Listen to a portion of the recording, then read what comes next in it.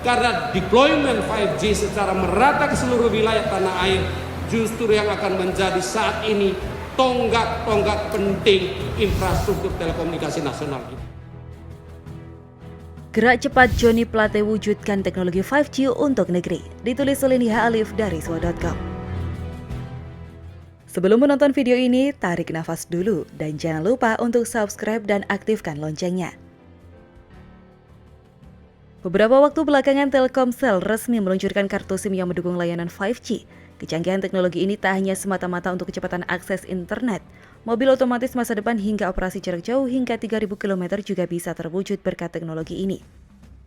Mulai dari smart city, kendaraan ramah lingkungan, hingga teknologi yang dilahirkan unicorn dan dekakorn baru. Sebagai gambaran, teknologi 5G bisa mentransmisikan 10 hingga 100 kali lebih cepat ketimbang 4G. Artinya negara yang cepat tanggap mewujudkannya akan menjadi pemenang di era digital seperti saat ini. Tentunya percepatan teknologi ini membutuhkan aturan bagi operator seluler maupun penyediaan infrastruktur yang memadai. Joni Plate dalam hal ini gerak cepat dengan berbagai kebijakan mulai dari komersialisasi hingga peraturan terkait uji kelayakan. Seperti dilansir sindonews.com, Menteri Komunikasi dan Informatika Joni Plate melihat ada potensi besar dari komersialisasi 5G karena meningkatkan efisiensi di level pelanggan. Hal ini ia sampaikan saat peluncuran jaringan 5G Telkomsel.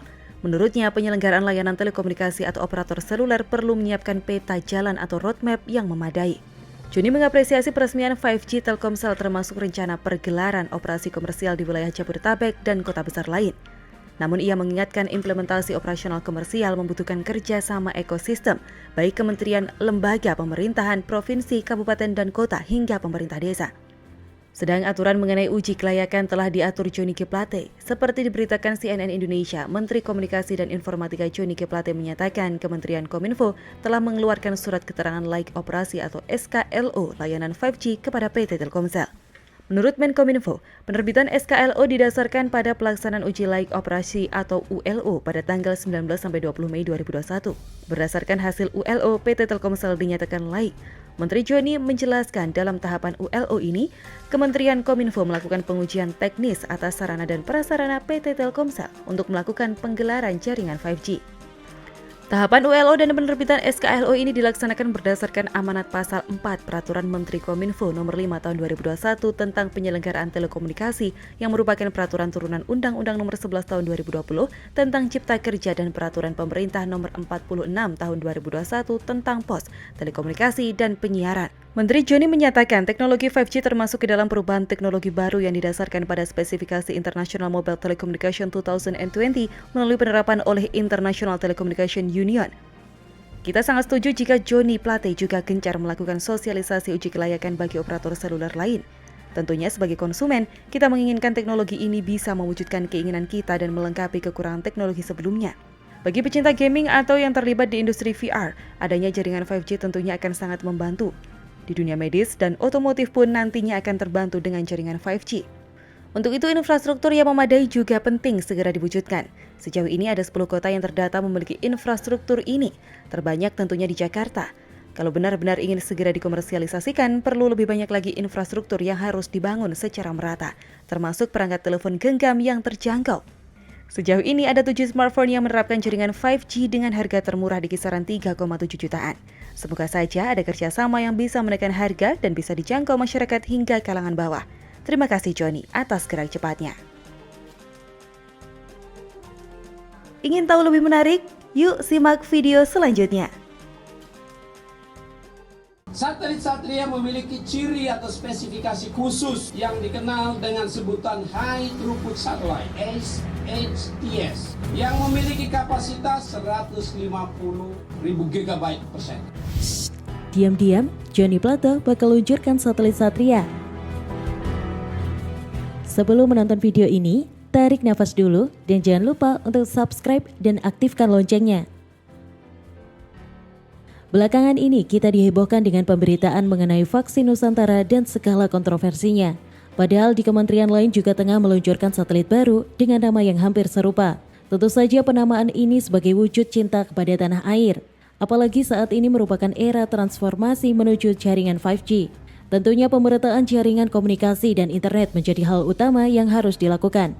Pertanyaannya, sejauh mana masyarakat memperhatikan perkembangan ini? Apakah mereka mengenal satelit Satria?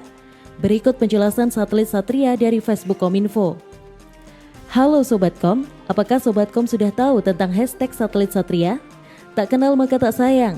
Saatnya kita berkenalan dengan satelit multifungsi Satria yang akan meluncur 2023 nanti. Dalam rangka akselerasi transformasi digital, @Bakti Kominfo sudah bersiap dalam pembangunan infrastruktur teknologi telekomunikasi yang nantinya akan mendorong pertumbuhan ekonomi digital. Dengan adanya Satria, potensi di ruang digital akan semakin luas.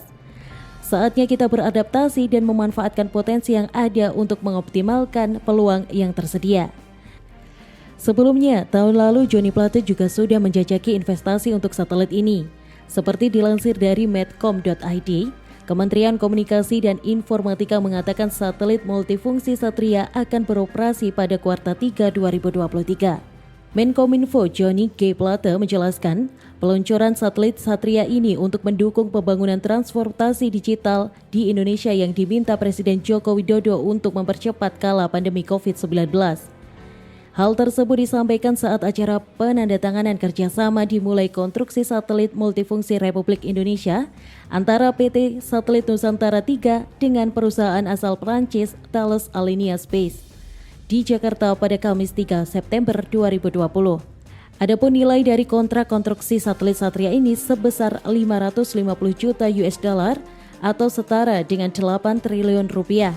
Dalam penandatanganan ini, Direktur Utama SNT Adi Rahman Adiwoso menyebut alasan dibutuhkannya satelit multifungsi Satria yang punya spesifikasi high throughput satelit untuk Indonesia.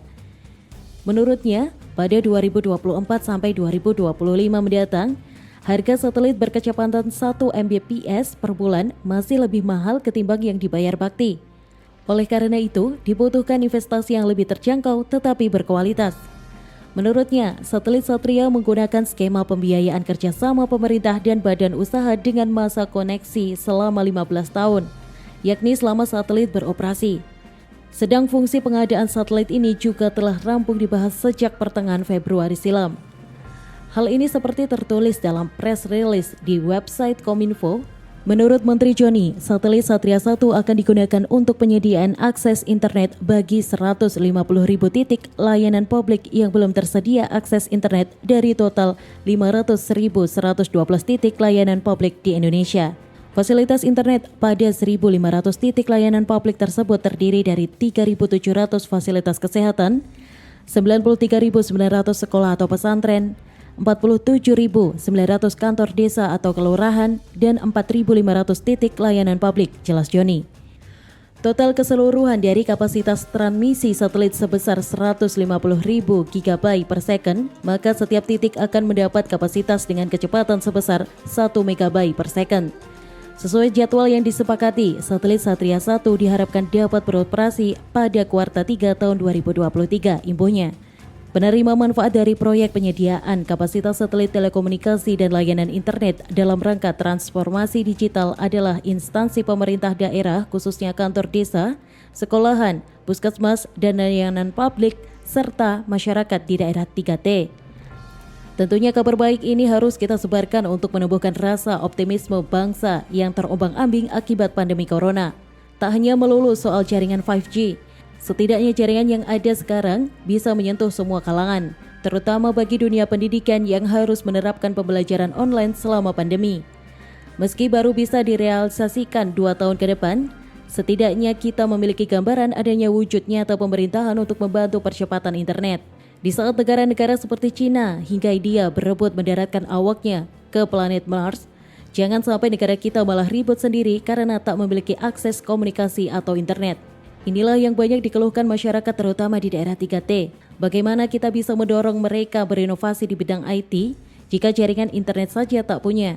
Jangankan menjelajah angkasa, menjelajah dunia maya saja terkendala lemahnya sinyal. Kedepannya harus banyak lagi pemberitaan positif yang mengembalikan gairah masyarakat kita. Di balik hikmah pandemi COVID adalah memfokuskan perhatian pada internet yang selama ini hanya dianggap sebagai pelengkap.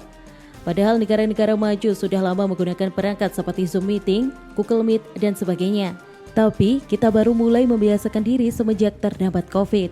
Semoga saja kecanggihan teknologi juga dibarengi dengan kesiapan infrastruktur termasuk peningkatan mutu sumber daya manusia. Karena kalau ilmu akan teknologi informasi sudah ada dalam genggaman, tak mustahil negara kita bisa bersaing dan melesat menjadi negara maju. Selain itu, kecanggihan digital juga bisa membantu meningkatkan ekonomi masyarakat dari menjamurnya e-commerce hingga online marketing. Terima kasih Pak Jokowi dan Joni Plate, mewakili anak bangsa, kami bangga pada kalian.